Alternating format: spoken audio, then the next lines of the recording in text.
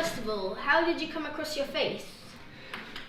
I really came across it, I suppose, as a child, growing up in a Christian family, and then at school, especially when I was a teenager, finding that all kinds of things from history and English, for example, were coming alive because of having a religious perspective.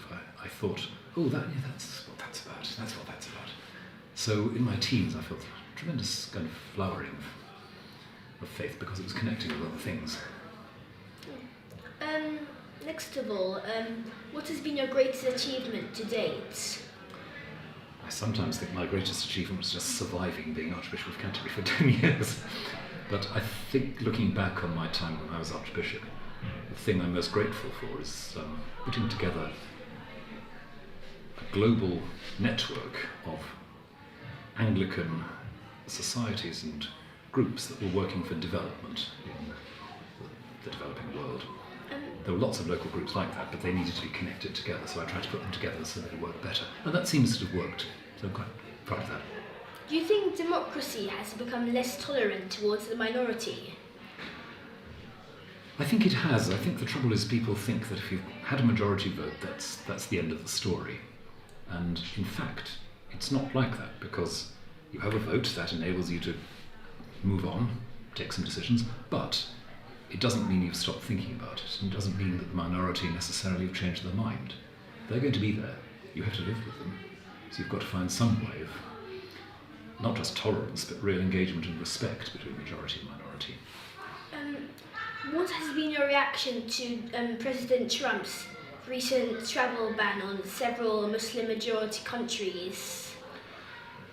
I think it's an unjust and a nonsensical move. Unjust because it singles out certain countries, whereas in fact there are at least as many problems with others, and because it penalises everybody for the failings of a very small number.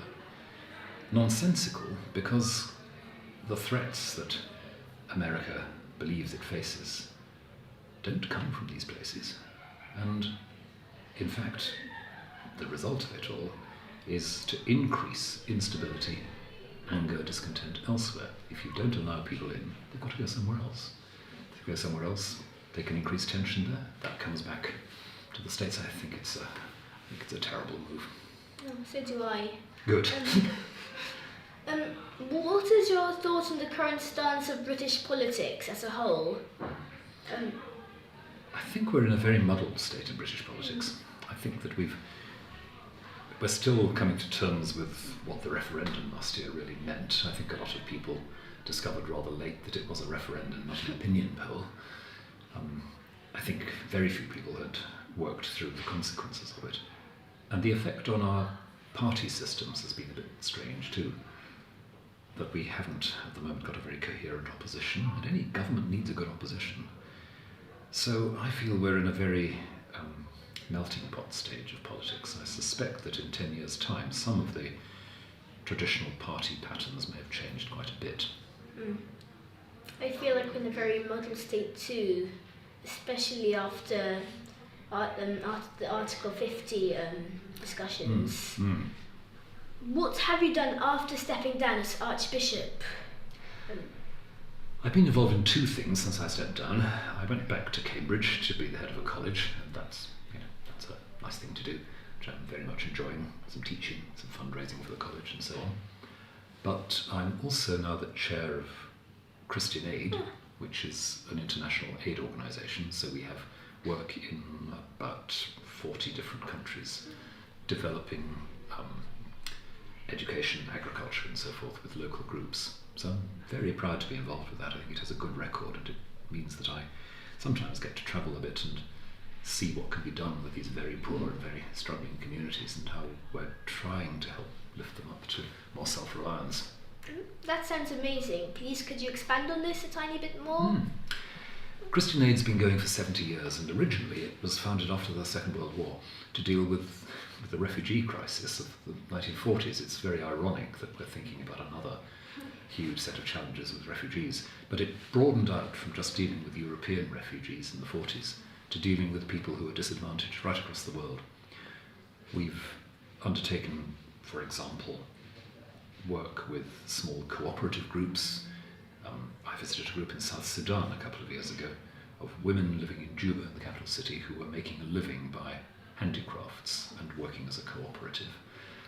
There are other groups in Latin America that work with the local people to make sure that they have legal rights over their land and that the big companies and industrial interests and landowners don't gobble them up. We have work with women's groups to help them with health education and the like. So quite a variety of things. Why do you think helping refugees is vital to society? It's vital for two reasons at least. One is practical. As I said earlier, if refugees don't find themselves welcome here, they have to go somewhere else. They don't just go away. And sometimes they go to countries or contexts that are less able than we are to deal with them. So the burden is greater, the pressure, the discontent builds up. So I would rather see us being more generous in order to lift the burden from other places less able to cope. But the second thing is actually something to do with what I'd call our national self-respect. We have a long and honourable history in this country of welcoming refugees. French Protestants in the 17th century, Jews in the 1930s, others since then. I feel that we ought to be honouring that part of our legacy, which sees this country as basically a welcoming and a secure place for people who are not going to be secure somewhere else. Thank you. Thank you.